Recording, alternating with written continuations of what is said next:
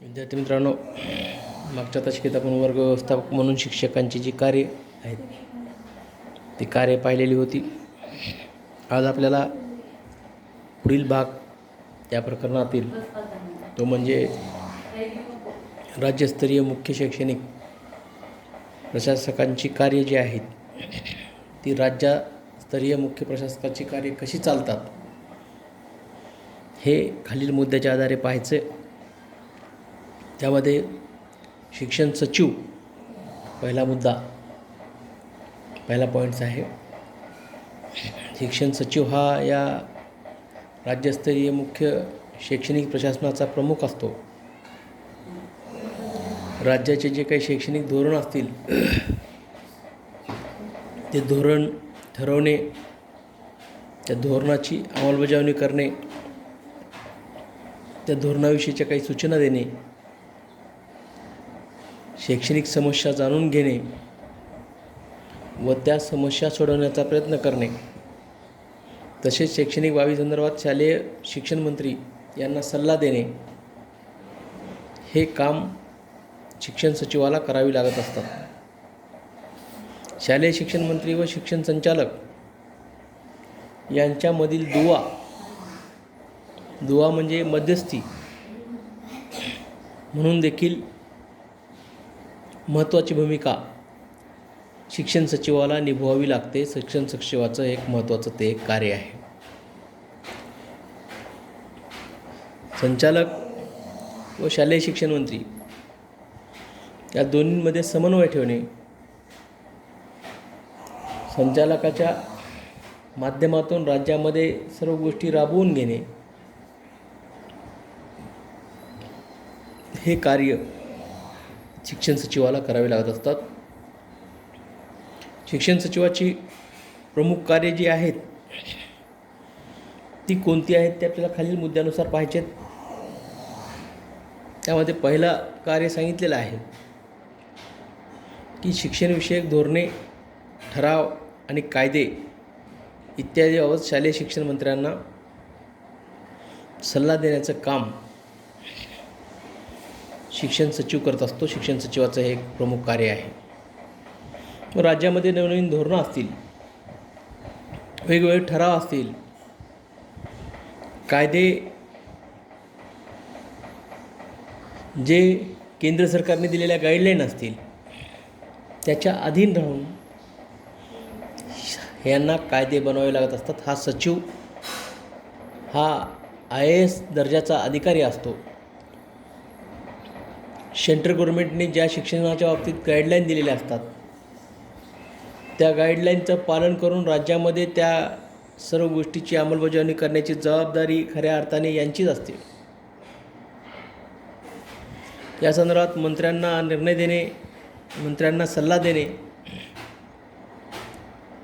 व मंत्र्यांना सल्ला द्यायला लावून मंत्र्यांनी दिलेल्या सल्ल्यांची अंमलबजावणी आणि काटेकोरपणे पालन करून खाली प्रशासनावर सर्व लक्ष ठेवणे हे काम शिक्षणविषयक प्रमुख घडामोडीची माहिती ही शिक्षण सचिवाचं मुख्य कार्य आहे. त्याचबरोबर आता एक उदाहरण तुम्हाला जर सांगायचं असेल तर असंही सांगता येतं. आता नवीन जे धोरण आहे, काल परवाच नवीन शैक्षणिक धोरण राबवायचं केंद्र सरकारने ठरवलेलं आहे. या संदर्भामध्ये एक समिती निश्चित करण्यात आलेली आहे आणि त्या राज्य सरकारच्या वतीनं त्या समितीमध्ये हा शिक्षण सचिव याची भूमिका मुख्य असते.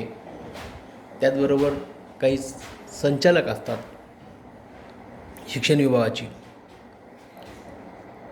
काही तज्ज्ञ अधिकारी असतात. या सर्वांना घेऊन तो काम करत असतो. दुसरं कार्य सांगितलेलं आहे शिक्षणविषयक ठराव व कायदे त्याबद्दल कच्चा मसुदा, आराखडा व तपशील तयार करणे हे देखील एक महत्त्वाचं कार्य त्याला करावं लागतं. शिक्षणविषयक ठराव असतील, त्याच्याबद्दलचे काही महत्त्वाचे कायदे असतील, मग काही कायदे रद्द करण्याचाही त्याला अधिकार आहे आणि काही कायदे नवीन अंमलात आणून त्या कायद्याची अंमलबजावणी करण्याचंही काम त्याला करावं लागतं. हे देखील त्याचं एक महत्त्वाचं कार्य आहे. तिसरं कार्य सांगितलेलं आहे, मंत्रालयात निश्चित झालेल्या शैक्षणिक बाबींचा अंतिम आराखडा व योजना तयार करणे. आता मंत्रालयात जे काही गोष्टी निश्चित झालेल्या असतात, जी काही धोरणं ठरलेली असतात, त्या सर्व धोरणांचा आराखडा व योजना तयार करून ती योजना संचालकाच्या माध्यमातून राज्यामध्ये राबवून घेण्याचं महत्त्वाचं काम शिक्षण सचिवाचं आहे. हे काम शिक्षण सचिवाला करावं लागतं. त्याचबरोबर शिक्षण संचालकांनी शासनाला केलेल्या शिफारशी संदर्भात शिक्षण सचिवाला योग्य सल्ला देणे किंवा मंत्र्यांनाही योग्य सल्ला देणे हे देखील कार्य शिक्षण सचिवाला करावं लागतं. हे देखील त्याचं एक महत्त्वाचं कार्य आहे. त्याचबरोबर शिफारशींची अंमलबजावणी करीत असताना राज्यात उपलब्ध संसाधनाचा विचार करणे. आपल्या राज्यामध्ये ज्या शिफारशी केलेल्या आहेत त्या शिफारशीची अंमलबजावणी करताना त्यासाठी लागणारी साधनसामुग्री आहे का, पुरेशी आहे का, त्या संदर्भातले विचार सचिवांना करावा लागतो. पुरेशी नसेल तर ते मागवण्याची शिफारस मंत्री महोदयांना त्याला करावी लागते आणि पुरेशी साहित्य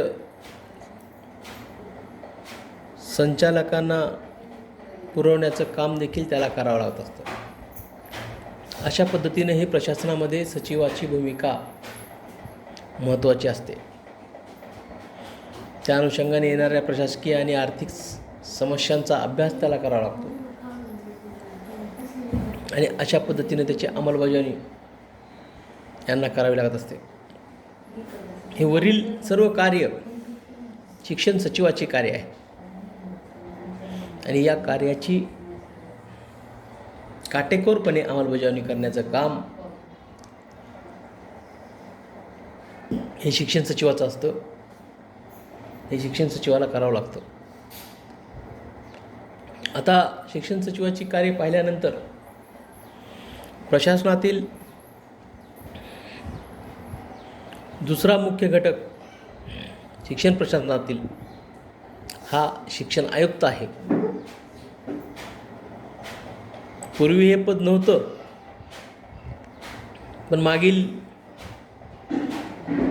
5-6 वर्षामध्ये हे आयुक्त पद एक शिक्षण खात्यामध्ये नव्याने निर्माण करण्यात आलेलं आहे. हे आयुक्त पद देखील कलेक्टर लेवलचे अधिकारी, IAS ऑफिसर दर्जाचे अधिकारी अशा व्यक्तीची त्या ठिकाणी नियुक्ती होत असते आणि त्या माध्यमातून कार्यवाही होत असते. हे आयुक्त सर्व संचालकासह शालेय शिक्षण विभागाच्या क्षेत्रीय यंत्रणेचे कामकाज व्यवस्थित चालवण्याचं काम करतात. त्यासाठी खालील आणि वरील प्रशासनामध्ये समन्वय साधण्याचं काम करतात. मग मंत्रालय वरील स्तरावर सचिवाबरोबर समन्वय ठेवणे, सचिवाबरोबर चर्चा करणे आणि खाली संचालकाला गाईडलाईन करणे, संचालकाला मार्गदर्शन करणे, त्यांच्याकडून कार्याची अंमलबजावणी करून घेणे, ध्येय धोरणाची अंमलबजावणी करून घेणे, शिक्षणाची गुणवत्ता वाढवण्यासाठी उपयुक्त उपाययोजना राबवणे. या उद्देशानं शिक्षण आयुक्त हे पद निर्माण करण्यात आलेलं आहे. उच्च गुणवत्ता वाढवण्यासाठी, उच्च गुणवत्ता टिकवण्यासाठी महत्त्वाची भूमिका आयुक्त पदाच्या माध्यमातून करण्यात आलेली आहे. आयुक्त शिक्षण यांची प्रमुख कार्ये कोणती आहेत ते आपल्याला पाहायचे आहेत. त्यामध्ये प्रामुख्याने सर्व शिक्षण संचालकामध्ये समन्वय साधणे हे एक त्यांचं मुख्य कार्य आहे. जेवढे शिक्षण संचालक आहेत त्या सर्वांना मार्गदर्शन करणे, त्यांच्या अडीअडचणी समजून घेणे,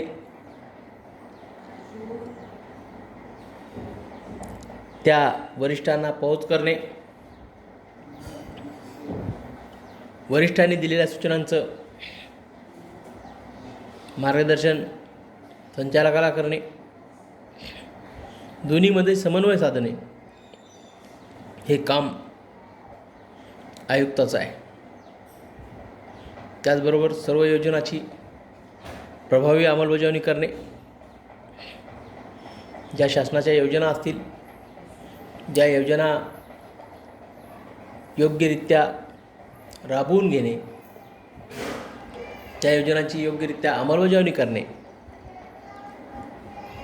यावर आपलं नियंत्रण ठेवणे हे काम आयुक्ताचं आहे.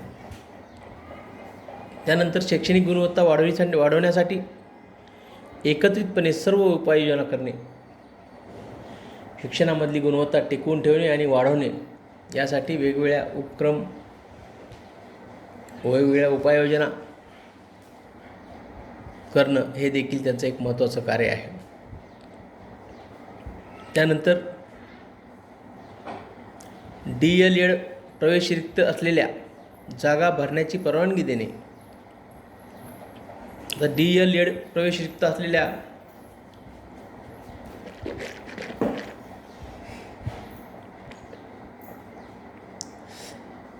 जागा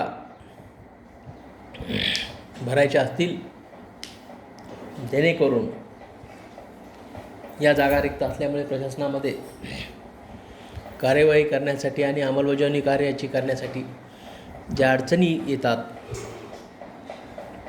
त्या अडचणी सोडवण्याकरता अशा योग्य व्यक्तीची जागाची भरती करणं हे देखील कार्य आयुक्ताचं आहे.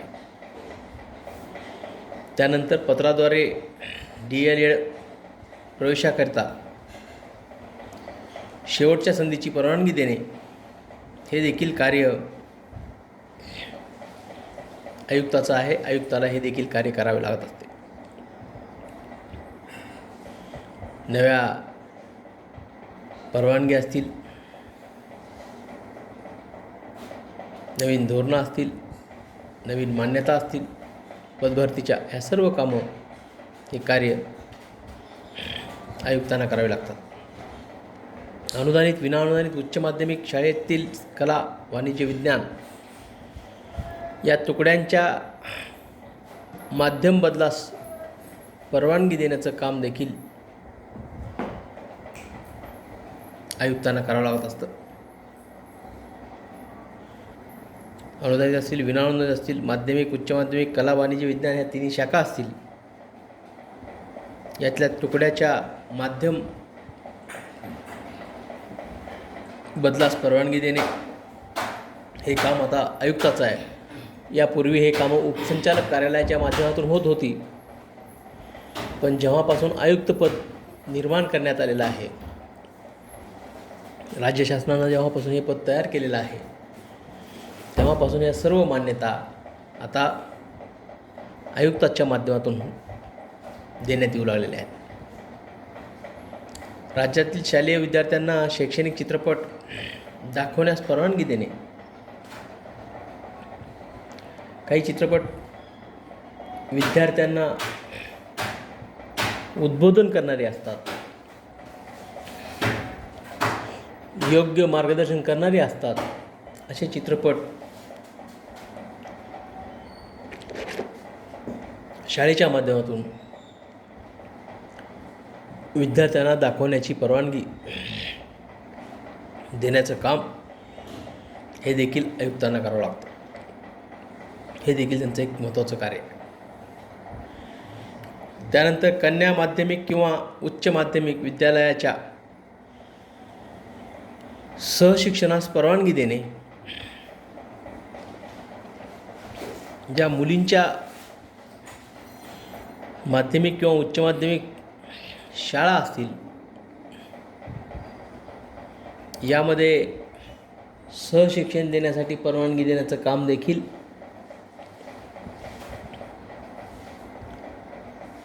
हे देखील एक आयुक्ताचं महत्त्वाचं कार्य आहे. हे देखील काम आयुक्ताच्या सहीने होत असतं, आयुक्ताच्या माध्यमातून होत असतं. त्यानंतर पुढचं कार्य आहे राज्य शासनाच्या अभ्यासक्रमाव्यतिरिक्त राज्यात इतर अभ्यासक्रम चालविणाऱ्या शाळा, उदाहरणामध्ये CBSE, ICSE, IB इत्यादी सदर अभ्यासक्रम चालवण्याबाबत ना हरकत प्रमाणपत्र देणे, त्यांच्या नूतनीकरणास मंजुरी देणे हे देखील काम आयुक्ताचं आहे. आयुक्ताला हे काम करावं लागत असतं. मग त्याचं नूतनीकरण असेल, त्याची मान्यता असेल, त्याची परवानगी असेल, त्यासाठी NOC देणे असेल, हे सर्व कार्य आयुक्ताला करावी लागतात. म्हणून हे देखील त्यांचं एक महत्त्वाचं कार्य आहे. पुढचं कार्य आहे विभागीय शिक्षण उपसंचालक, शिक्षणाधिकारी माध्यमिक यांना असलेल्या थेट अधिकाराचा वापर योग्य रीतीने होतो किंवा कसे याबाबत सहनियंत्रण करणे, त्या दृष्टीने त्यांच्या कार्यालयीन तपासण्या करणे हे देखील कार्य आयुक्ताचं आहे. म्हणजे विभागीय स्तरावर शिक्षण विषयक कारभार कसा चालतो आहे, योग्यरित्या चालतो आहे की कामामध्ये दिरंगाई होते, या सर्व गोष्टीवर लक्ष ठेवण्याचं काम, या सर्व गोष्टीवर नियंत्रण ठेवण्याचं काम हे आयुक्त कार्यालयाचं आहे. म्हणून हे देखील एक महत्त्वाचं कार्य आयुक्त करत असतात. आता ह्या सर्व आयुक्ताचे कार्य पाहिल्यानंतर पहिल्यांदा शिक्षण सचिवाचं कार्य पाहिलं. शिक्षण प्रशासनामधला तो प्रमुख असतो. त्यानंतर दुसरा आयुक्त असतो, शिक्षण आयुक्त. त्या शिक्षण आयुक्ताचं ऑफिस आपल्या महाराष्ट्रामध्ये पुणे येथे आहे. पुणे. शिक्षण सचिव हा मंत्रालयात असतो. आयुक्त हा पुण्याच्या मध्यवर्ती इमारतीमध्ये त्यांचं कार्यालय आहे. पुणे येथून सर्व राज्याचा कारभार पाहतो. आता यातला तिसरा महत्त्वाचा घटक आहे तो म्हणजे शिक्षण संचालक. हा देखील प्रशासनातला एक 3 नंबरचा महत्त्वाचा टप्पा, प्रमुख अधिकारी आहे. शिक्षण संचालक हे राज्य शिक्षण खात्यातील धोरणाची व योजनांची अंमलबजावणी करणाऱ्या यंत्रणेचे प्रशासक असतात. जे धोरण सचिवांनी किंवा मंत्री महोदयांनी ठरवलेले असते, ते धोरण आयुक्ताच्या माध्यमातून त्या संदर्भातल्या सूचना शिक्षण संचालकाला येतात आणि त्या माध्यमातून त्या धोरणावर अंमलबजावणी करण्यासाठी महत्त्वाची भूमिका शिक्षण संचालकाची असते. शिक्षण संचालकांना त्यांच्या शिक्षण विभागातील शिक्षण संचालक, सहसंचालक, शिक्षण उपसंचालक आणि विभागीय शिक्षण उपसंचालक हे मदत करत असतात. हे देखील कार्यालय पुणे येथे मध्यवर्ती इमारतीमध्ये आहे, ज्या ठिकाणी आयुक्तांचं कार्यालय आहे. त्याच इमारतीमध्ये शिक्षण संचालकाचं कार्यालय आहे आणि या शिक्षण संचालकाला मदत करण्यासाठी एक शिक्षण संचालक असतो. या शिक्षण संचालकाच्या माध्यमातून उपशिक्षण संचालकाला कार्य करावं लागतं. उपशिक्षण संचालक सहशिक्षक संचालकाने आणि शिक्षक संचालकाने ज्या गोष्टी सांगितलेल्या आहेत ते विभागीय स्तरावर त्या गोष्टींची योग्य अंमलबजावणी करण्याचं काम करत असतात. अशा पद्धतीनं शैक्षणिक प्रशासनाची ही यंत्रणा पिरॅमिडसारखी वरून खाली चालत असते. त्यामध्ये शिक्षण प्रमुख सचिव असतो, त्यानंतर आयुक्त आपण पाहिला, त्यानंतर शिक्षण संचालक पाहिले, शिक्षण संचालकाला सहकार्य करण्यासाठी शिक्षण सहसंचालक असतात आणि शिक्षण सहसंचालकानंतर विभागीय स्तरावर शिक्षण उपसंचालक हे विभागीय स्तरावर असतात. अशा पद्धतीनं या सर्व प्रशासकीय अधिकाऱ्यांची साखळी मुंबईपासून ते खाली विभाग स्तरापर्यंत आणि या शिक्षण उपसंचालकाला मदत करण्यासाठी प्रत्येक जिल्ह्यामध्ये शिक्षणाधिकारी असतात. ह्या शिक्षणाधिकाऱ्याला मदत करण्यासाठी खाली तालुका स्तरावर गट शिक्षणाधिकारी असतात. अशा पद्धतीची ही साखळी प्रशासनातली आपल्याला शिक्षण प्रशासनातली पाहायला मिळते आणि या साखळीच्या साहाय्याने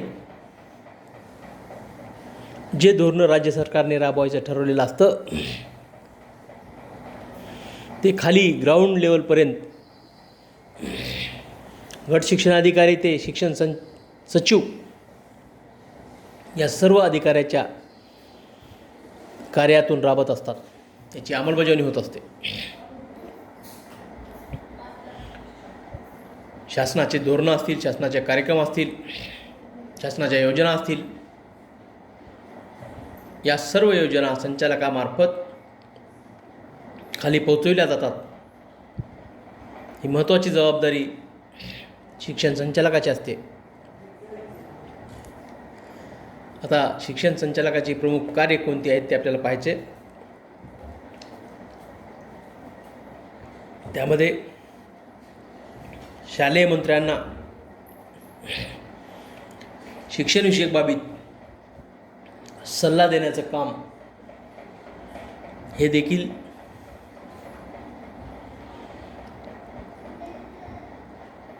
शिक्षणविषयक सल्ला देण्याचं काम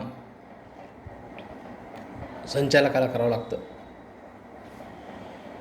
शालेय सचिवाकडून येणारी शैक्षणिक धोरणे, योजना, आदेश, सूचना यांची अंमलबजावणी करणे, सचिवांनी ज्या गोष्टी सांगितल्या, जे धोरणं ठरवलेत त्या सर्व आदेश आणि धोरणांची अंमलबजावणी करण्याचं काम शिक्षण संचालकाचं असतं. त्यानंतर शिक्षण सचिवामार्फत शासनाकडे शिक्षणविषयक नव्या योजना सादर करणे हे देखील शिक्षण सचिवाचं कार्य आहे. त्यानंतर शैक्षणिक संस्थांवर नियंत्रण ठेवणे हे देखील कार्य शिक्षण संचालकाचं असतं. शाळेच्या हेअरिंग असतील, शाळेत घडलेल्या प्रकरणावर न्याय द्यायचा असेल, एखाद्या शिक्षकावर अन्याय झाला असेल तर त्या संदर्भातल्या हेअरिंग असतील, त्याचं म्हणणं ऐकून घेऊन, संस्थाचालकाचं म्हणणं ऐकून घेऊन त्यातली वस्तुस्थिती जाणून योग्य सल्ला देणे आणि योग्य गोष्टीची अंमलबजावणी करणे हे देखील कार्य शिक्षण संचालकाचं आहे. यातून त्यांचं या शैक्षणिक संस्थांवर नियंत्रण असते. शैक्षणिक संस्थांना अनुदान मंजूर करण्याचं देखील कार्य शिक्षण संचालकाचं आहे. शासनाने जे काही धोरणं ठरवले त्या धोरणानुसार शैक्षणिक संस्थांच्या तपासण्या करणे, अनुदान संस्थांपर्यंत पोहोच करण्याचं काम देखील या शिक्षण संचालकाचं असतं. अशा पद्धतीनं राज्यस्तरावर शासनाचं जे काही शिक्षण प्रशासन चालतं ते या प्रमुख 3 अधिकाऱ्याच्या माध्यमातून चालतं. मुंबईपासून ते राज्यापर्यंत, विभागापर्यंत, जिल्ह्यापर्यंत, तालुक्यापर्यंत कसं चालतं हे मी तुम्हाला सांगितलेलं आहे. उद्याच्या तासिकेत आपण राज्यस्तरीय शैक्षणिक संस्था हा घटक पाहणार आहोत. आज आपण शिक्षण प्रशासन कसं चालतं, यामध्ये आयुक्ताची भूमिका, त्यामध्ये शिक्षण सचिवाची भूमिका आणि शिक्षण संचालकाची भूमिका, त्याचे कार्य आपण आज पाहिलेत. उर्वरित उद्याच्या तासिकेमध्ये आपण पुढचा नवीन मुद्दा पाहायचा आहे, तो म्हणजे राज्यस्तरीय शैक्षणिक संस्था. हे आपण उद्याच्या तासिकेत पाहणार.